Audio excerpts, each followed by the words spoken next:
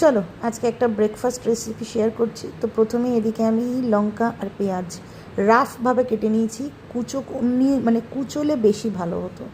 তারপরে দিয়ে দিলাম একটু লবণ, দিয়ে দিলাম ওর মধ্যে দুটো ডিম, ব্যাস। এরপরে মিক্সিং মিক্সিং মিক্সিং, ও হ্যাঁ, গোলমরিচের গুঁড়ো দিয়েছিলাম একটু টেস্টটা ভালো করার জন্য। এরপরে দিয়ে দিলাম হচ্ছে এর মধ্যে দুধ। জানি কম্বিনেশানটা একদম খিচুড়ি মার্কা কম্বিনেশান, কিন্তু এটা হচ্ছে ফ্রেঞ্চ টোস্ট। ফ্রেঞ্চ টোস্টের মধ্যে কখনোই পেঁয়াজ দিতে নেই, কিন্তু আমার বাড়ির লোক মানে আমার পতিদেব ফ্রেঞ্চ টোস্ট কোনো দিনই খাবে না।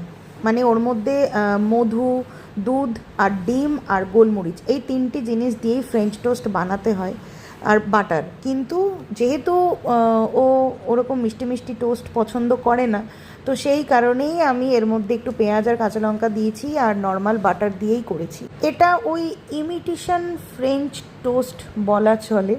হ্যাঁ, তো বানিয়ে একবার দেখতে পারেন, খেতে অসাধারণ লাগে।